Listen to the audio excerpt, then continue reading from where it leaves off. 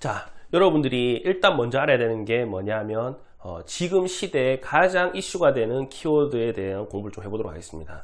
요즘 여러분들이 서점을 가보시거나 그리고 TV를 보시거나 인터넷을 보시거나 뉴스를 보시거나 가장 많이 나오는 키워드 중에 하나가 뭡니까? 바로 4차 산업혁명이라는 이야기를 많이 들어보셨을 겁니다.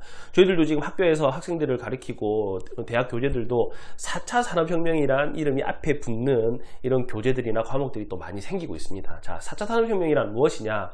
지금까지 인류가 발전을 하면서 총 5번의 혁명, 완전히 판이 뒤흔들 정도의 큰 변화를 말하는 거죠.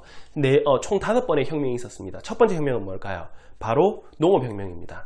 그 이전까지 예전 원시시대에는 사람들이 그냥 길거리 지나다니는 동물들을 때려서 잡아먹거나 혹은 이미 맺혀져 있는 열매를 따서 먹으면서 사람들이 생존을 했지만 신석기 시대에 접어들면서 어떻습니까? 사람들이 농기계라고 하는 게 발전이 되고 도구라고 하는 걸 쓰게 되면서 사람들이 직접 경작을 통해서 식량을 만들어내고 그리고 그 식량을 만들게 되다 보니까 뭐 어떻게 됩니까? 먹는 거에 대한 걱정이 없어지게 되는 거죠. 그러다 보니까 그 전에 그냥 가족들끼리 살던 집단이 어떻게 됩니까? 부족 사회로 발전이 되고 그게 하나의 사회가 만들어지고 그리고 경제라고 하는 개념이 만들어지기 시작을 하는 거죠. 그러면서 첫 번째 산업혁명이 또 일어납니다. 첫 번째 1차 산업혁명이라고 얘기를 하죠. 1차 산업혁명의 가장 중요한 키워드는 뭘까요?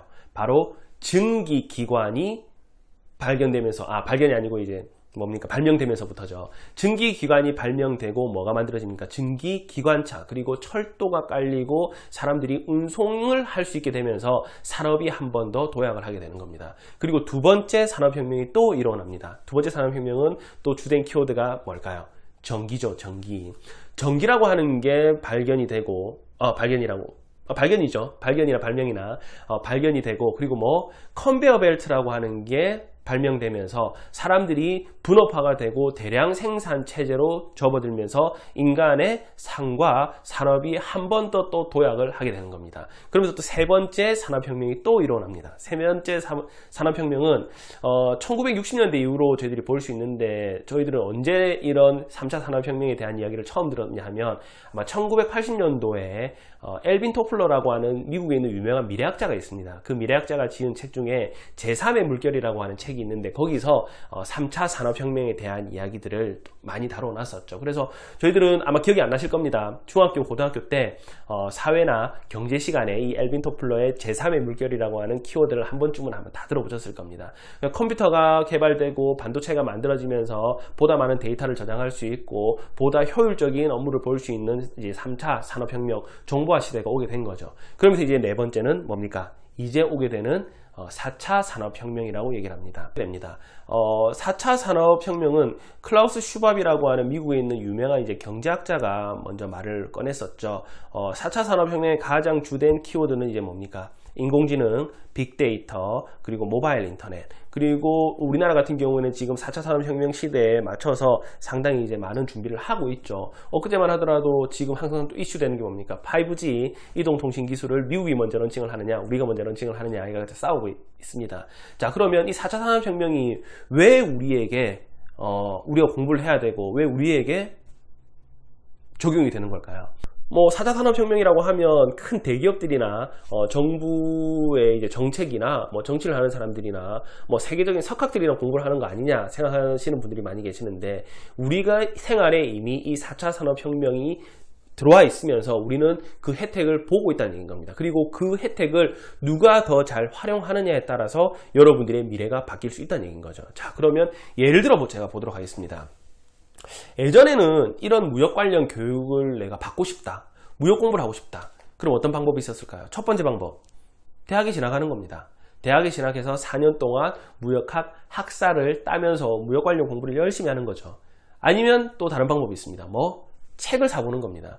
무역 관련 책을 사서 읽으면서 무역 관련 공부를 독학하는 거죠. 자, 근데 여러분들은 지금 뭘로 무역 공부를 하고 있습니까? 유튜브죠.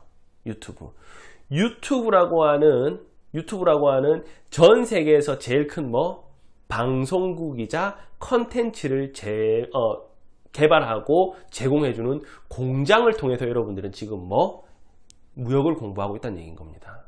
무역을 공부하고 있다는 겁니다. 이 유튜브도 하나의 4차 산업혁명의 하나의 산물이라는 얘기인 거죠. 그래서 여러분들은 지금은 시공간을 초월해서 내가 듣고 싶은 강의, 내가 공부하고 싶은 부분, 내가 얻고 싶은 정보를 이 조그마한 스마트폰 하나로 그리고 컴퓨터 하나로 전 세계 어디에서든 정보를 습득할 수 있는 시대에 살고 있다는 얘기인 겁니다. 그러면 지금은 어떻습니까? 여러분들이 예전 시대에 살고 있는 저희 선배들보다 훨씬 더 양질의 정보와 양질의 컨텐츠를 습득할 수 있는 유리한 환경을 가지고 있다는 얘기인 겁니다. 자, 그리고 두 번째 볼까요? 무역을 할 때는 또 뭘 해야 됩니까? 아이템을 발굴해야 됩니다. 그렇죠? 자, 예전 아날로그 무역에서는 아이템을 발굴하려고 하면 어떤 식으로 발굴했을까요? 첫 번째, 박람회를 참석하는 겁니다. 직접 내가 비싼 비행기 티켓을 끊어서 외국으로 나가는 겁니다. 독일 소비재 박람회라든지 일본 기프트 쇼라든지 상해 산업용품 박람회라든지 이런 박람회에 직접 가야지만 내가 보고 싶은 아이템을 시장 조사할 수 있었습니다. 그리고 박람회에 출품되지 않은 아이템을 내가 수입하고 싶을 때는 어떻게 해야 된다? 관련 기관을 또 저희들이 의뢰를 해야 되는 거죠. 코트라라든지 무역협회라든지 이런 곳에 의뢰를 해서 내가 이런 아이템을 찾고 싶은데 중국이나 미국이나 유럽이나 일본에서 관련된 업체에 대한 데이터베이스를 정보를 좀 줄 수 있습니까? 이 요청을 해서 내가 발품을 팔아서 하나하나 아이템을 찾아내야 됐습니다. 자, 그런데 지금은 어떤 방식으로 아이템을 찾고 있을까요? 인터넷이죠. 어떤 인터넷? 구글이나 타오바오나 알리바바와 같은 온라인 사이트를 이용해서 내 방에 앉아서 그리고 침대에 누워서 스마트폰을 보면서 전 세계에 있는 아이템을 내가 마음대로 발굴할 수 있다는 얘기인 겁니다. 이것도 4차 산업혁명 시대에 여러분들이 받을 수 있는 혜택을 활용한 무역이라는 얘기인 겁니다. 자, 그리고 또 있습니다. 무역을 하려고 하면 여러분들이 가장 어렵게 느끼는 부분이 또 뭔지 아세요? 언어입니다. 언어. 나는 영어를 할 줄 모르는데, 나는 중국어를 할 줄 모르는데, 나는 일본어를 할 줄 모르는데 무역을 할 수 있습니까? 물론 가능하죠. 물론 가능합니다. 뭘 통해서? 또 마찬가지로 번역기라고 하는 웹상의 프로그램이 있습니다. 저 같은 경우만 하더라도 영어나 일본어 같은 경우에 일상생활 영어나 일상생활 일본어는 충분히 다 가능합니다. 하지만 전문적인 영어나 전문적인 일본어는 불가능합니다. 영어 공부나 일본어 공부를 그렇게 열심히 하지 않았기 때문에. 그런데 무역하는데 아무런 문제가 되지 않습니다. 기본적으로 메일로 모든 거래를 다 주고받기 때문에 메일을 어떻게 하면 된다? 번역기만 이용하면 전부 다 번역이 다 됩니다. 일본어가 됐든 이태리어가 됐든 중국어가 됐든 그렇죠. 그리고 내가 하고 싶은 말을 어떻게 한글로 정확하게 쓰고 번역기를 이용하게 되면 전 세계 어떤 언어로도 다 번역이 됩니다. 그래서 이 완벽하진 않겠지만 그래도 이 번역기를 이용하게 되면 여러분들의 언어에 대한 약점도 충분히 극복할 수 있다는 얘기인 겁니다. 그리고 결제는 또 어떨까요? 원칙대로 무역이라고 하면 나중에 다 배우게 되겠지만 신용장 개설이라든지 이런 어려운 무역 관련 결제를 공부해야 되지만 지금은 안전결제 시스템들 뭐가 있습니까? 전 세계적으로 많이 사용하는 페이팔과 같은 이런 안전결제 시스템을 이용해서 간단한 무역들은 또 충분히 이용할 수 있다는 얘기인 겁니다. 그리고 또 있습니다. 팔로는 어떻게 될까요? 예전 같은 경우에 무역을 한다 그러면 해외에서 아이템을 수입을 해서 발품 팔아가지고 직접 전부 다 영업을 하고 납품을 하고 내 거래처를 발굴해야 됩니다. 근데 지금은 뭘 통해서 전부 다 판매를 하고 있다? 온라인. 특히나 SNS, 인스타그램, 페이스북, 카카오톡, 그리고 블로그, 그리고 인터넷에 이미 깔려있는 도소매 온라인 마켓을 통해서 전부 다 유통을 하고 있다는 얘기인 겁니다. 이렇게 보시면 여러분들이 전혀 인식을 하지 못했지만 알게 모르게 4차 산업혁명에 접어들면서 그 관련된 컨텐츠와 그걸로 통해서 만들어진 모든 혜택들을 여러분들은 다 볼 수 있는 시대에 살고 있다는 얘기인 겁니다. 그럼 어떻게 해야 될까요? 4차 산업혁명에 대한 공부를 안 해도 됩니다. 큰 돈을 벌려고 하면 구글이나 페이스북처럼 컨텐츠를 만들거나 플랫폼을 만들어주는 큰 기업들을 세워서 큰 돈을 벌 수도 있겠지만 우리는 그런 능력이 안 된다 그러면 최소한 그거를 잘 활용할 수 있는 방법을 공부를 하고 그걸 적용시켜서 이 시대에 맞는 흐름에 맞는 여러분들이 역할을 찾아야 된다는 얘기인 거죠. 아시겠습니까? 자, 그러면 오늘은 쭉 이제 무역을 하기 전에 무역에 대한 지금 정확한 공부는 아무것도 안 했습니다. 여러분들이 이제 워밍업을 하기 위해서 무역을 하기 이전에 여러분들이 반드시 알아야 되는 정신 상태, 여러분들이 지금 가져야 되는 마음가짐, 그리고 국내 시장 상황에 대해서 쭉 한번 살펴봤습니다.